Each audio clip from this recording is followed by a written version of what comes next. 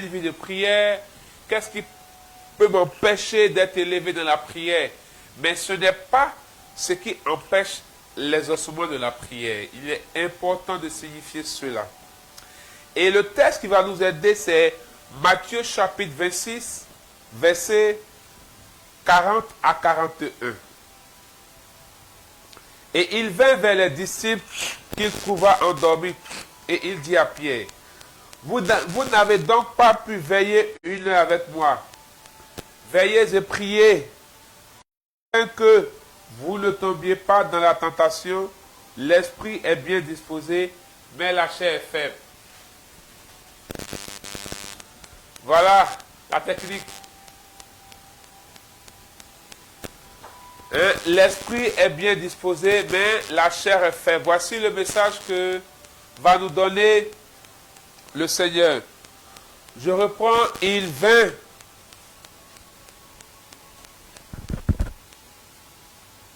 Il vint vers les disciples.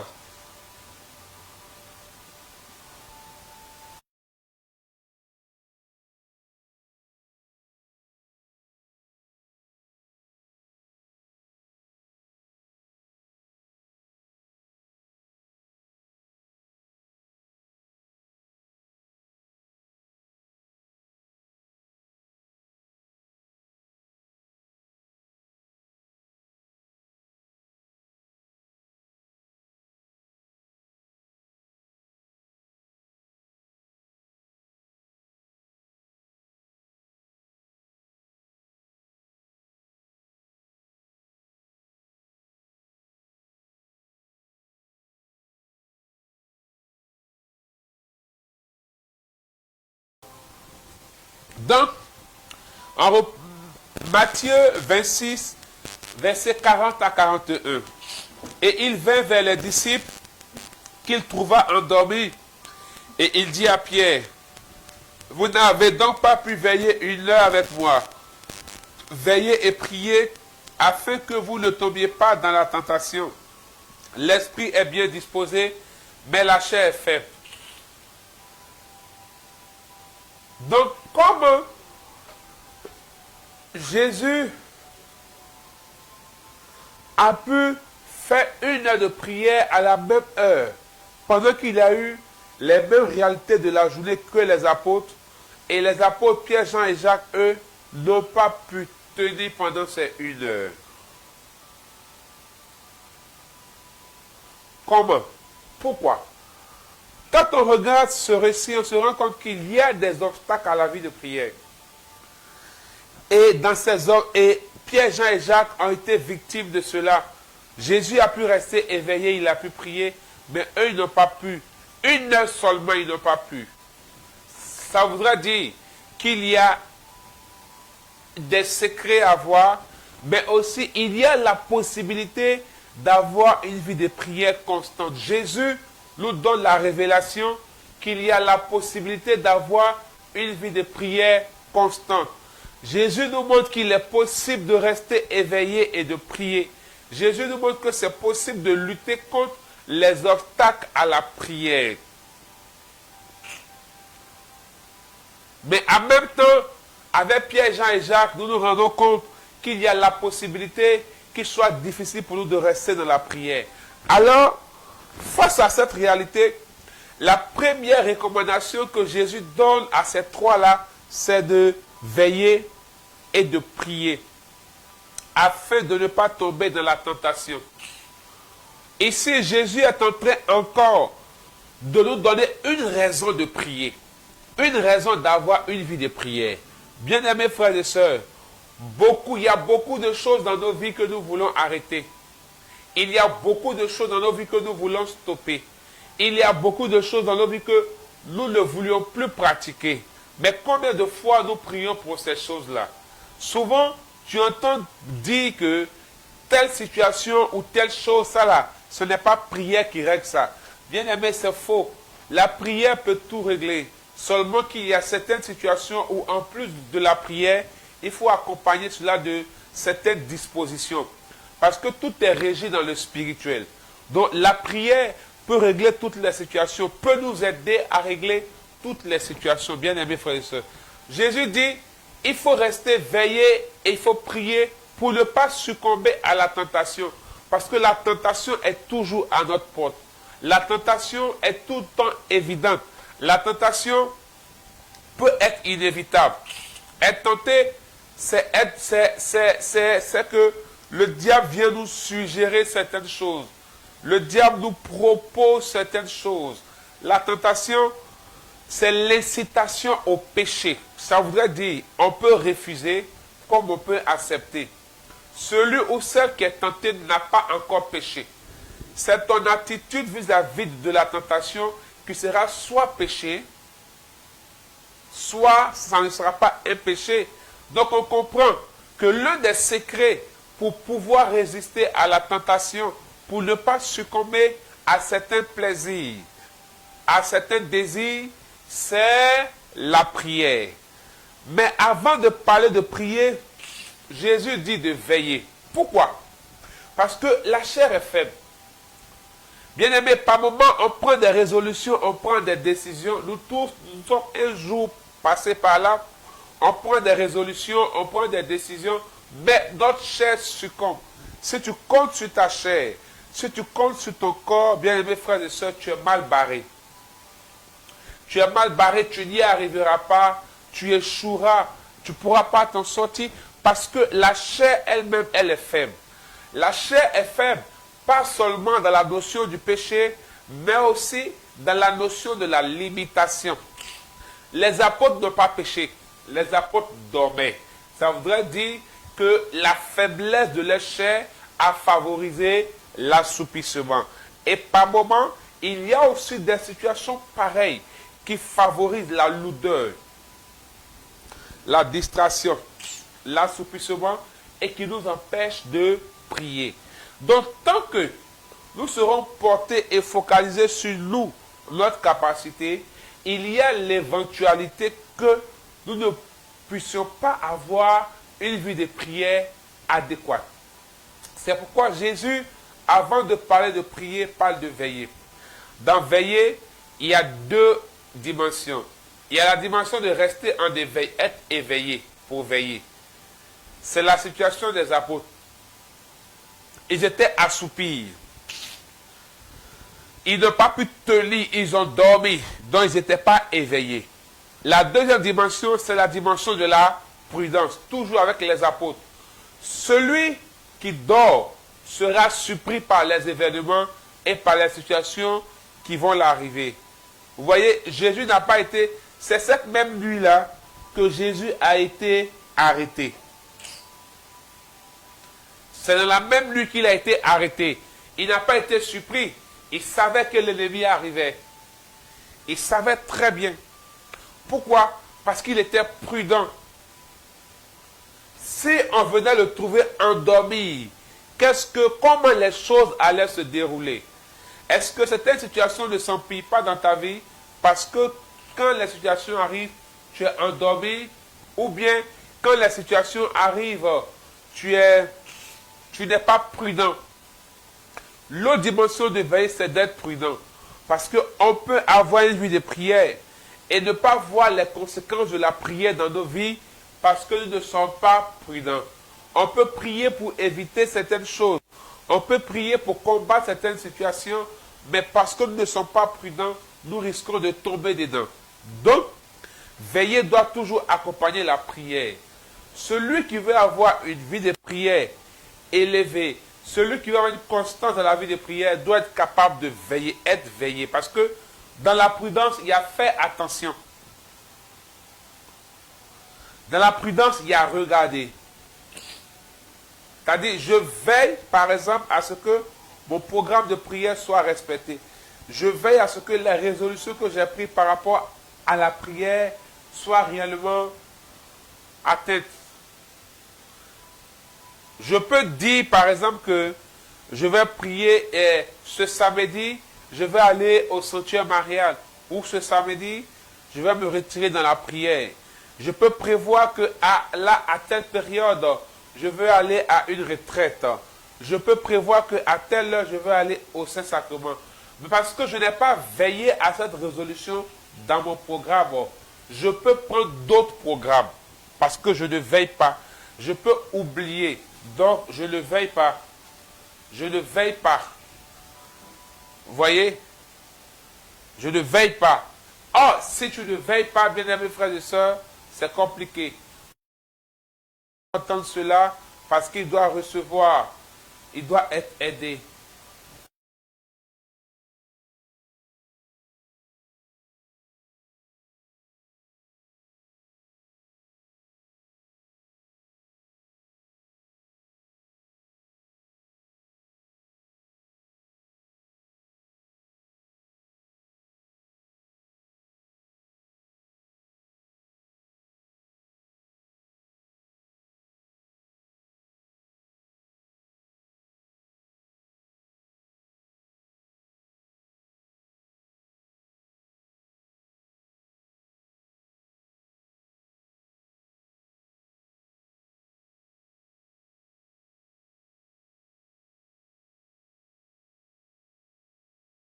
Donc, parce que je n'ai pas veillé, mon temps ne sera pas bien géré. Vous savez, quand tu ne veilles pas sur ton programme, tu te retrouves à être perturbé, à te retrouver dans plusieurs choses qui vont se chevaucher.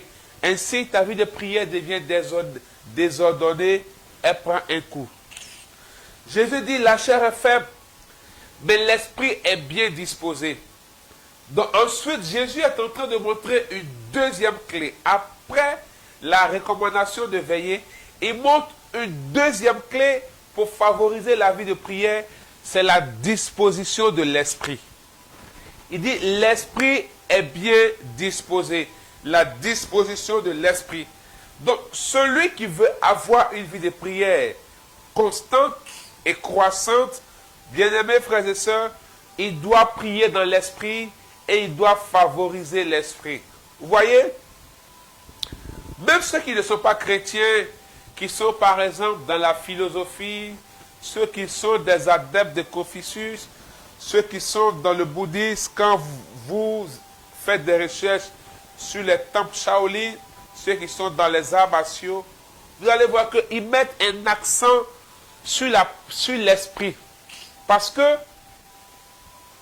dans la chair, il y a le plaisir. Dans le corps, plutôt, il y a le plaisir de la chair. Il y a les assoupissements, il y a le désir, comme par exemple la boisson, la nourriture, le sexe, toute forme de plaisir.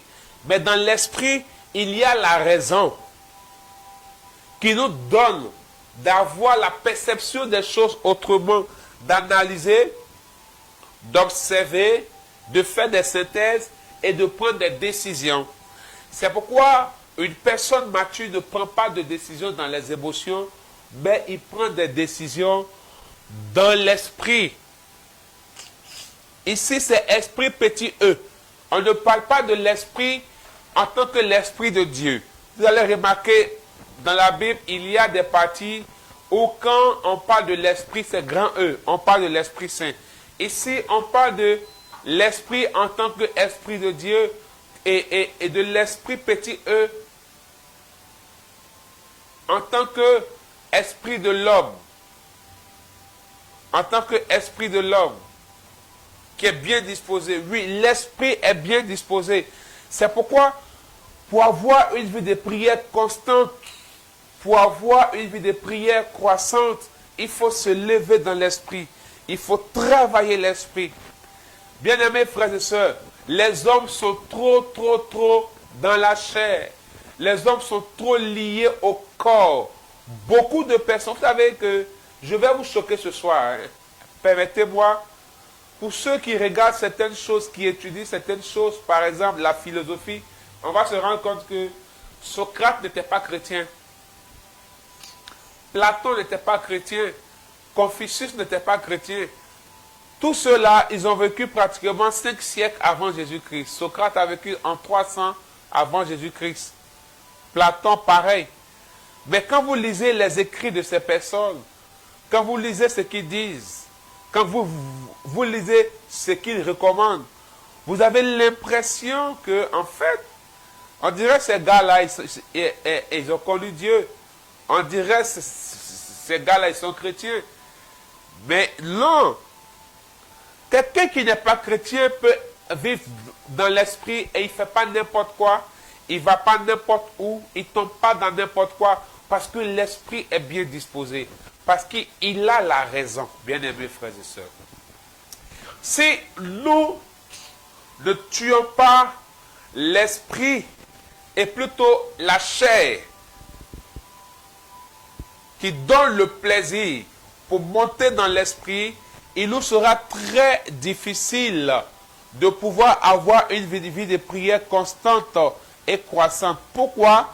Parce que c'est en l'esprit compris. C'est en l'esprit compris, bien-aimés frères et sœurs. Donc, si nous ne sommes pas disposés, on va manquer beaucoup de choses, bien-aimés frères et sœurs. C'est en l'esprit compris. Permettez-moi de faire ce préalable, de parler de ces réalités pour que vous puissiez comprendre ce que je vais dire par la suite comme obstacle à la prière. Si tu me suis, Marc, il faut écrire, il faut faire ainsi pour me dire que tu comprends très bien là où nous sommes en train d'aller. On a parlé de veiller comme première recommandation du Seigneur, maintenant de la disposition de l'esprit comme deuxième recommandation. Il dit l'esprit est bien disposé, mais la chair est faible. Pourquoi? Parce que celui qui prie, celui qui a une vie de prière, celui qui prie, il donne plus de place et de force à l'esprit pour le gouverner. Mais celui qui ne prie pas et qui n'a pas une vie de prière, il donne plus de place à son corps, du coup à la chair de le gouverner. Et la chair l'envoie dans tous les sens. Donc j'ai pris l'exemple, par exemple, des temples Shaolin ou même de la philosophie pour nous rappeler que celui qui rentre dans la prière, il donne encore de la grandeur à l'esprit. Et plus l'esprit a de la grandeur, comme l'esprit est bien disposé, l'esprit le disposera lui et il n'ira pas dans tous les sens. Je veux me rassurer qu'on a bien compris cette partie-là. C'est-à-dire que celui, même si, parce qu'il ne faut pas que les gens caricaturent les choses, comme si il y a une obligation, nous, comme ici chrétiens, comme ici dans le groupe de prière, on dit on n'a qu'à prier, on n'a qu'à faire ça, c'est trop. Bien-aimé, je veux te faire comprendre d'entrée de jeu que sans même être dans le groupe de prière, sans parler en langue, prier est à ton avantage. Parce qu'il faut faire les choses qui permettent à l'esprit qui te dispose. Il te sera difficile d'avoir une vie de prière équilibrée, constante et croissante si l'esprit ne prend pas plus de place dans ta vie, mais tu donnes plus de place à la chair et à ton corps. Ça sera très difficile. Ça sera très très difficile. Très difficile. Donc il faut que tu te lèves dans l'esprit. Oh, la meilleure manière pour se lever dans l'esprit, c'est de connecter l'esprit à sa source. Quelle est la source de l'esprit?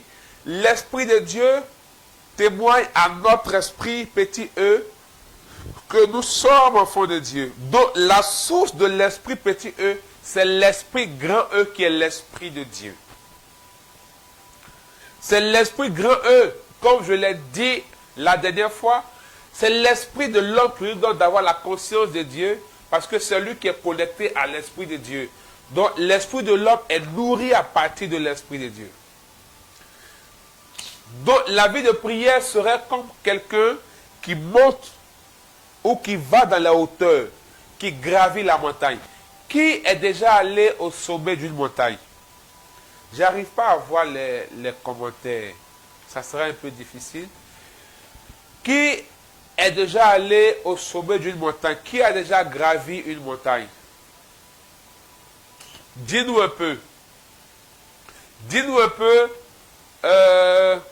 ce que tu as vécu en gravissant la montagne et ce que tu as vécu lorsque tu es arrivé au sommet de la montagne.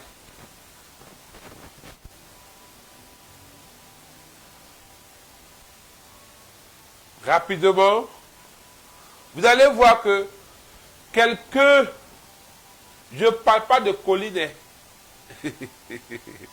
montagne, quelqu'un qui a déjà gravi des montagnes verra que lorsque tu es au sommet de la montagne, tu sens que tu as pris de l'altitude.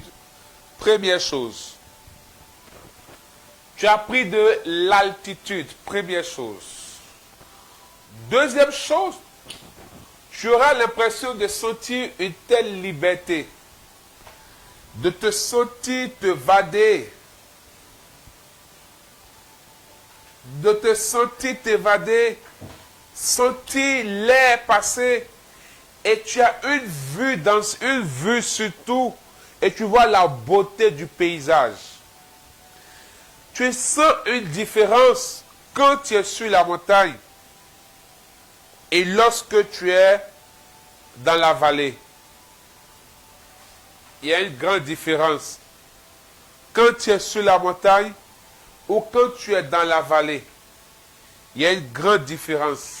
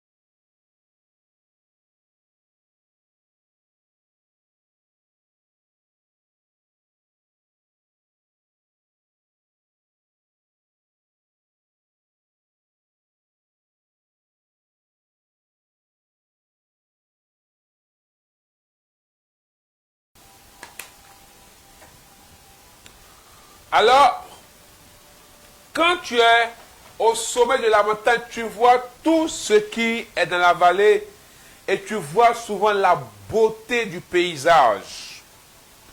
Quand tu es sur la montagne, tu sens ton esprit être rafraîchi. Tu sens que En fait, je ne sais pas comment expliquer. Tu sens quelque chose de particulier, d'extraordinaire. Tu te sens léger. Tu te sens emporté.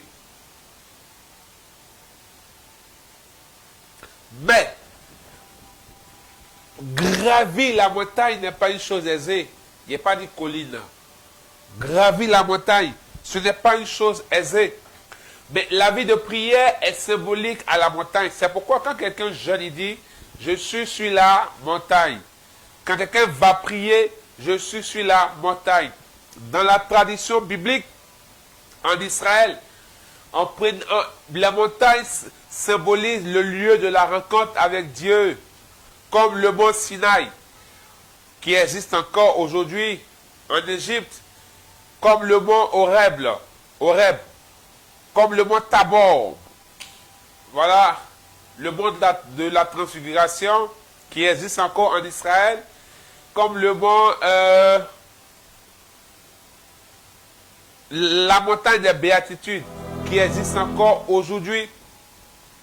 Gabaon, qui est le plus haut lieu d'Israël, bien-aimés frères et sœurs, c'était des lieux de rencontre avec le Seigneur sur la montagne. On se retirait sur la montagne. Donc quand on parle de la montagne dans la Bible, c'est la symbolique de la spiritualité, de la prière. Donc, prier ou vivre dans l'esprit est comparable à gravir une montagne. Alors, quels sont les éléments qui peuvent t'empêcher de gravir une montagne? Ainsi, nous verrons les obstacles à la vie de prière. Première chose, le désir des sens. Le désir des sens. L'homme a 5 sens, les yeux, les oreilles, la bouche, l'odorat, le toucher et le goûter. Si tu ne veilles pas sur tes sens, ce sont les sens-là qui nous communiquent le plaisir. Hein? Et ce sont ces sens-là qui nous expriment certaines choses. Donc, si tu ne cherches pas à régler le problème des sens, ce sont les sens qui cherchent le plaisir. Souvent, tu n'as pas envie de prier, malgré qu'il y a la prière, mais il y a l'envie de certaines choses. Il y a l'envie d'autres choses. Je vais vous donner un exemple d'un moine.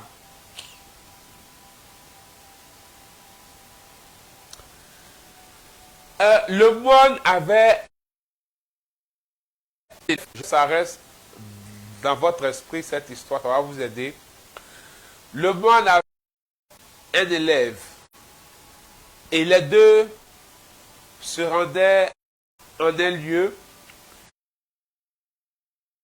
et il fallait traverser une rivière. Lorsqu'ils sont arrivés au bord de la rivière, ils ont trouvé une jeune femme très belle, avec des rondeurs, qui cherchait à traverser également pour ce l'autre côté de la rive. Alors, qu'est-ce qui va se passer? Puisque c'est une jeune dame qui avait peur, le moine va se proposer de porter la jeune fille. Il va porter la jeune fille. Il va traverser la rivière et arriver sur l'autre rive, il va déposer la jeune fille et ils vont se séparer. Écoutez-moi bien, ils se sont séparés, le moine a pris son chemin avec son élève et ils ont continué de marcher. Ils ont marché au moins 30 minutes et l'élève va demander au maître, maître, comment tu te sentais quand tu portais la belle jeune fille? À quoi tu pensais? Le maître lui a répondu, c'est à toi de me répondre. Parce que moi, je n'ai porté que cette jeune fille pendant 3 minutes sur mes épaules. Mais toi, tu la portes depuis 30 minutes dans tes pensées. Donc, tu es le mieux placé pour me dire ce qu'on ressent et ce que ça fait. Vous voyez la différence? C'est lui qui a porté la jeune fille. Mais il n'a rien senti, il n'a rien à dire. Il a juste porté sur son corps, il a déposé point. Aucun de ses sens n'a reçu une information du port de la jeune fille pour dire qu'elle est ceci, elle est cela. Il a touché telle partie de son corps. Mais l'élève même qui n'a pas porté la jeune fille, lui, il a déjà fait film dans sa tête. Jusqu'à après 30 minutes, il n'a pas encore oublié la petite. Il n'a pas touché même. Vous voyez le désir des sens? Donc, du coup, il est distrait sur le chemin. Puisque pendant 30 minutes encore, il était en train de penser à cette jeune fille. Or, la route qu'ils ont prise, c'est pour aller à une destination. Donc, les désirs de ses sens, ce que ses yeux ont vu l'ont plu, et ses pensées ont accueilli cela, et il a commencé à être distrait sur le chemin. C'est ainsi, beaucoup sont distraits. Le désir des sens bloque beaucoup la vie de prière. Le désir des sens bloque beaucoup la vie de prière. Quelqu'un qui est en train de gravir une montagne, arrivé un moment, il va sentir ses pieds s'engourdir. J'espère que c'est la bonne expression. Il va sentir la fatigue, il va se sentir lourd. Mais s'il laisse ses sens le porter, il ne va pas arriver au sommet de la montagne, il va s'arrêter. Pour dire quoi? Nos faiblesses ne doivent pas être une raison pour nous de ne plus prier. nos faiblesses ne doivent pas être une raison pour nous de ne plus chercher Dieu et de grandir et de continuer en lui. Si nous laissons ces faiblesses, ces désirs de sens nous conduire, nous allons échouer. Notre vie de prière sera un dent de scie. Et nous allons prier par envie, au lieu de prier par décision. Ce sont les désirs des sens qui nous amènent à prier par envie. Aujourd'hui, j'ai envie de prier, je prie. Demain, je n'ai pas envie de prier, je ne prie pas. Du coup, on ne se rend pas compte que, comme c'est l'esprit qui est bien disposé, et que c'est la prière qui donne du tonus à l'esprit, prier pour nous doit être un devoir. Donc nous devons avoir le sens du devoir. Quand tu dois aller au travail, même quand tu n'as pas envie, tu y vas, parce que tu as la conscience professionnelle.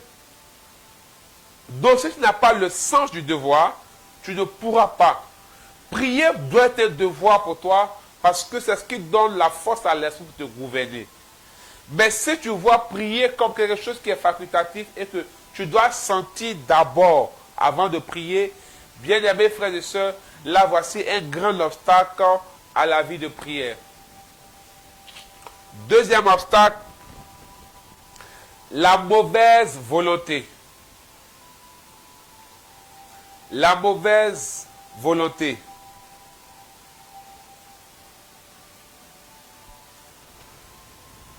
La mauvaise volonté, c'est soi-même ne pas être vrai avec soi dans ce que nous faisons, de ne pas assumer certains choix et décisions et d'être faux. Vous savez que un état d'esprit qui prend la mauvaise volonté, c'est un état d'esprit qui prend naissance dans les émotions. Je reprends, c'est un état d'esprit qui prend naissance dans les émotions. C'est-à-dire que la source de la pensée que j'ai, la source de la disposition de mon esprit, c'est mes émotions. Pendant que je suis en train de gravir la montagne, il y a une situation qui arrive, par exemple la peur.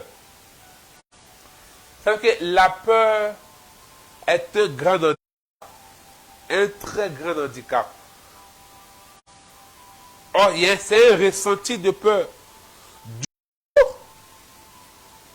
Ton esprit va croire qu'elle a reçu une information qui va pousser ta volonté à dire je ne dois pas faire, je ne dois pas bouger parce que voilà. Donc toutes les fois où notre état d'esprit va tirer sa source dans nos émotions, nous serons en difficulté et la vie de prière sera difficile. Vous savez, notre esprit nous joue souvent des tours. L'esprit de l'homme, lui, joue souvent des tours, de grands tours d'ailleurs. Je vais te dire une chose. Aucun problème n'est extérieur à l'homme. Tous les problèmes sont intérieurs. Les problèmes viennent du dedans. Souvent, tu penses que c'est l'extérieur, c'est faux. Les problèmes viennent du dedans. C'est pourquoi je parle de la mauvaise volonté. Parce que tes émotions vont tromper tes esprits qui vont te jouer des tours. J'ai pris l'exemple de la peur. Quand le ressenti va arriver, et souvent les personnes ont tellement peur que les personnes ont tellement peur qu'autour d'elles, elles peuvent avoir l'impression que tout est mélangé, un danger va arriver. Donc elles sont tétanisées, elles sont bloquées dans tout ce qu'elles doivent faire, dans tout ce qu'elles doivent être. Et il y a ce gros problème dans la vie de prière.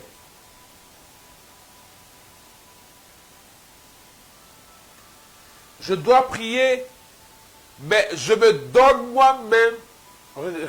Regardez comment c'est bizarre. Je dois prier, mais je m'invente des raisons moi-même.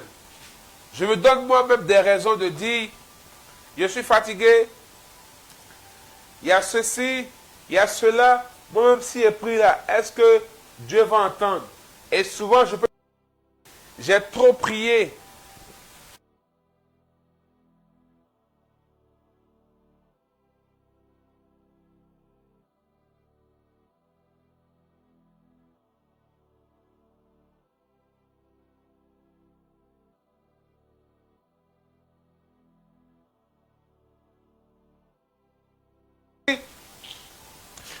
J'ai trop prié.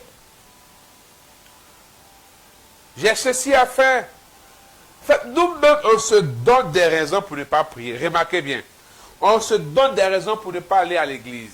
On se donne des raisons pour ne pas aller à la messe. On se donne des raisons pour ne pas aller ici, pour ne pas aller là-bas. On se donne des raisons nous-mêmes. C'est la mauvaise volonté. On sait qu'on doit faire. Mais on se donne des raisons pour justifier qu'on ne doit pas faire maintenant. Ta vie de prière ne pourra pas avancer. Et dans la mauvaise volonté, on trouvera les idées préconçues. Les idées préconçues sur la prière amènent beaucoup à ne pas avoir une vie de prière constante et croissante. Il y a beaucoup de choses qui sont racontées de prière. D'autres diront qu'il faut prier beaucoup. D'autres diront non, ce n'est pas la peine de prier beaucoup. D'autres diront il y a tel type de prière qui marche. D'autres diront ce n'est pas le cas. Voilà, ainsi de suite. Donc il faut faire attention aux dedans. Aux dedans. Pendant que tu es en train de gravir la montagne, ce n'est pas plus l'éventualité des risques physiques, mais c'est la conception de ces risques-là. Pendant que tu veux grandir dans la vie de prière, pendant que tu veux avoir une vie de prière constante et croissante, ce n'est pas seulement le temps que tu n'as pas, la fatigue du corps que tu sens, la difficulté à avoir un lieu pour prier. Ce n'est pas ça d'abord. Mais c'est au fond de toi, pourquoi tu dois prier? Pourquoi tu veux prier? S'il y a une bonne volonté, naturellement, tu vas trouver l'espoir de Dieu. Troisième chose. Troisième obstacle. L'ennui. Il y a une chose qui est terrible. Quand tu te sens ennuyé par quelque chose ou dans quelque chose, automatiquement tu vas arrêter. Par exemple, l'envie de dormir, le manque de motivation. Vous savez, l'ennui, c'est comme une prison pour l'esprit de l'homme. C'est comme si l'esprit était emprisonné. Tu te sens exaspéré. Il y a des gens que la prière ennuie. Donc même quand ils sont en assemblée de prière, quand ils sont à la messe et qu'ils ont l'impression que ça dure, ils se trouvent automatiquement ennuyeux. Ils ont l'impression que leur esprit est dans une prison. Mais souvent ça arrive aussi sur la base des idées préconçues de ce qu'on est en train de vivre. Si, par exemple, tu as une idée préconçue qui dit que le plus important de la prière, ce n'est pas de prier longtemps. Le plus important, c'est le cœur que Dieu regarde. Vous voyez, ce genre de conception-là, ça amène l'homme à mettre son esprit comme dans un carré qui est limité et qui ne va réagir favorablement que à la limite de ce carré. Donc, quelqu'un qui est en train de graver une montagne, qui commence à s'ennuyer du chemin qu'il parcourt, il risque soit de s'arrêter, il risque soit de rebousser chemin, il risque soit de s'asseoir et de ne rien faire. Donc, il faut que ton esprit faut que ta vie, pour que tu aies une vie de prière, faut que tu trouves le moyen de ne pas être ennuyé par la prière en sortant des idées préconçues. Vous voyez que la mauvaise volonté et l'ennui de l'esprit peuvent se rejoindre.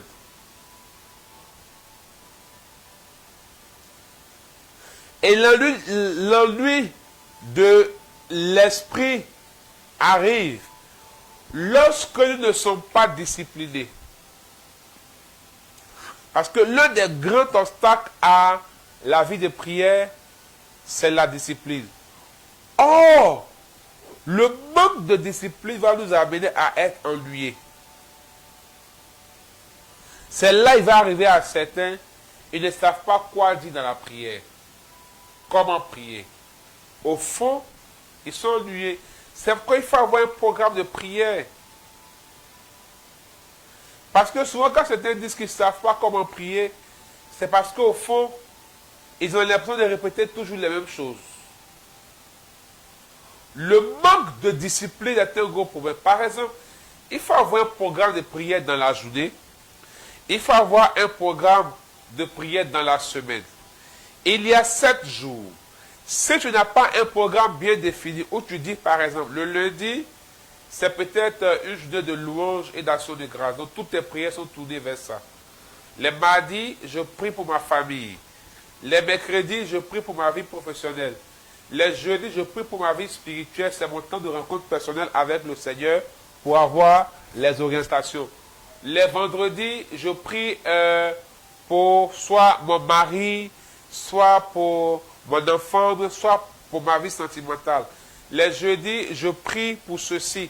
Les dimanches, c'est le temps d'action de grâce que j'offre au Seigneur. Vous voyez, chaque jour, j'ai une dénomination de prière et une intention assez précise. C'est la discipline. Tu ne peux pas t'ennuyer. Mais quand tu as l'impression que chaque jour, tu dois dire la même chose, tu vas t'ennuyer. Mais là, tu ne peux pas t'ennuyer parce que chaque jour, tu sais que tu pries pour quelque chose. Maintenant, je peux être dans une période où il y a une situation qui prévaut, dont elle va nécessiter ma disposition particulière. Elle va nécessiter mon orientation.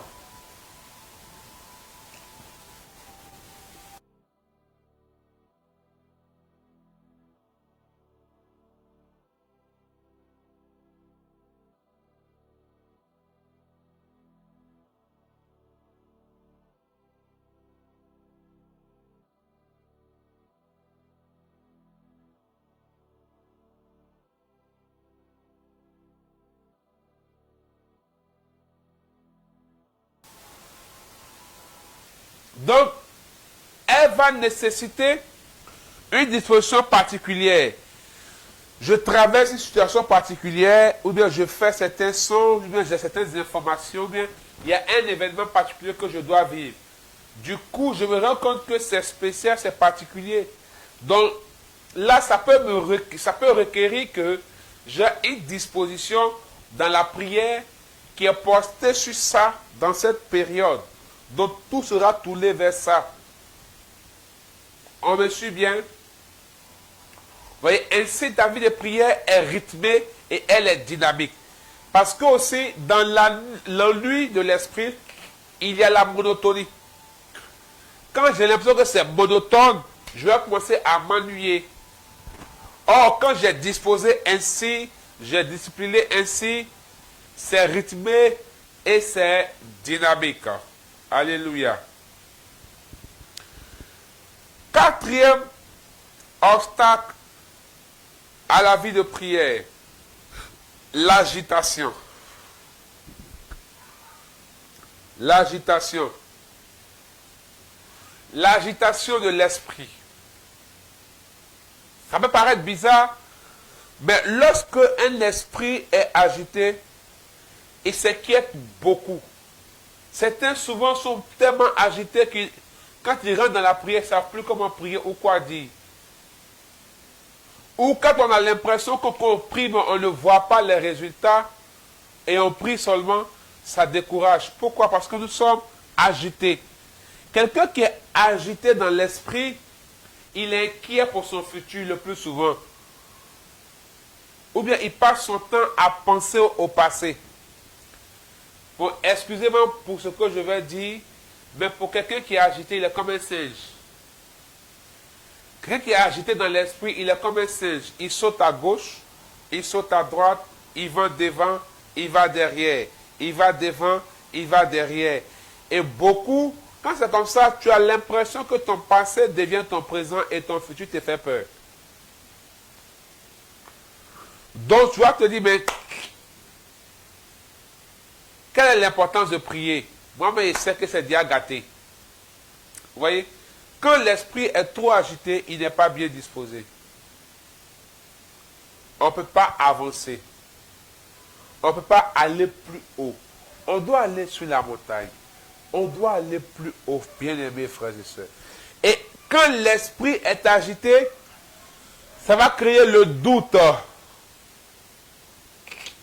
Parce que l'esprit devient agité surtout quand il faut prendre une décision. On peut recevoir des orientations pour prier, pour engager une certaine dimension dans la prière. Mais il va nous arriver, comme l'esprit est agité, de tomber dans le doute. Donc ce n'est pas la peine, on ne peut plus avancer dans la prière. On préfère se limiter là où on avait commencé, bien aimés frères et sœurs. Bien aimés frères et sœurs, il y a un travail à faire. Il y a cette assurance et ces choses-là à ôter.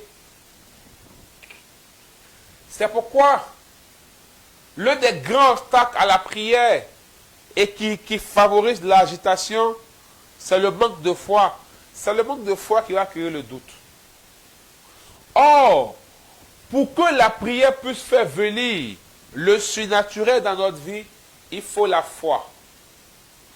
Celui qui n'a pas la foi, qui débat dans le doute, a l'esprit agité. Et comme un singe, il va devant, il vient derrière.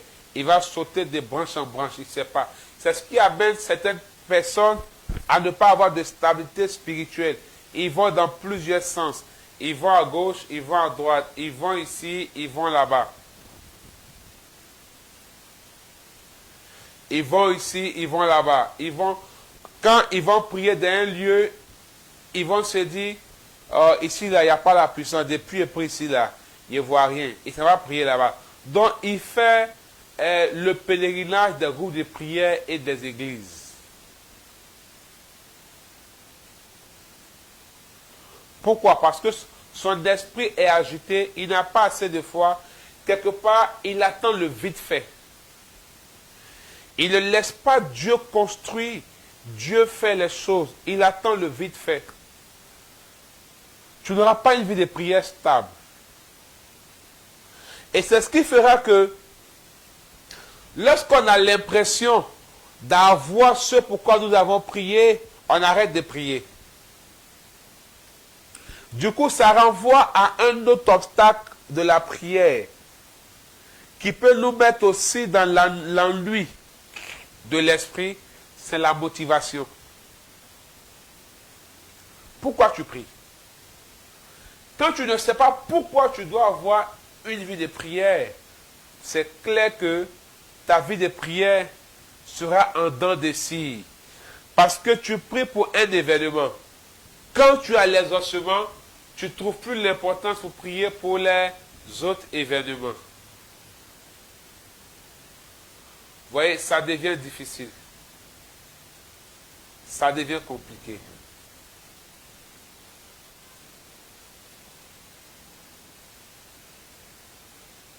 C'est pourquoi tu dois savoir que prier, c'est la respiration de l'esprit. C'est la première chose pour laquelle tu dois prier. Sinon, si tu pries à cause d'une situation, quand la situation sera réglée, tu ne vas plus trouver de raison de prier. Donc, ta vie de prière sera plate, elle va mourir, elle ne sera pas constante. Et la seconde chose dans la motivation, donc du coup, tu vas commencer à t'ennuyer dans la prière.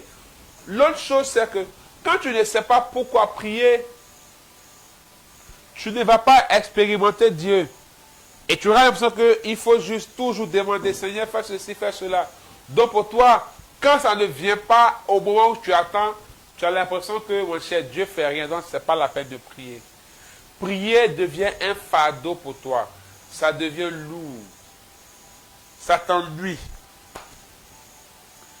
Bien-aimés frères et sœurs, voici les choses qui peuvent bloquer, nous empêcher d'avoir une vie de prière stable, une vie de prière constante et une vie de prière croissante. C'est-à-dire arriver sur la montagne pour prendre de l'altitude. Comme l'aigle. L'aigle prend de l'altitude pour bien voler. Si nous voulons bien voler dans nos vies, atteindre nos objectifs et aller loin avec Dieu, il faut qu'on prenne de l'altitude dans la prière et que nous puissions bien voler, mieux voler et aller loin avec Dieu. Que Dieu nous bénisse. Seigneur, nous voulons te dire merci. Nous voulons te rendre toute la gloire. Nous voulons te célébrer. Nous voulons te magnifier. Merci pour ce temps. Merci pour ce message. Je prie que tu viennes lever toutes les oppositions à nos vies de prière. Je prends autorité et je prie au nom de Jésus-Christ contre tout ce qui empêche la vie de prière de mes frères et sœurs. Tout ce qui nous empêche d'aller dans les altitudes, Seigneur, où tu nous attends, Seigneur, dans le nom de Jésus-Christ de Nazareth. Seigneur Jésus, glorifie ton nom et que l'Esprit nous avoir encore plus loin dans la prière. Nous voulons nous abîmer dans la prière au nom de Jésus-Christ. Amen.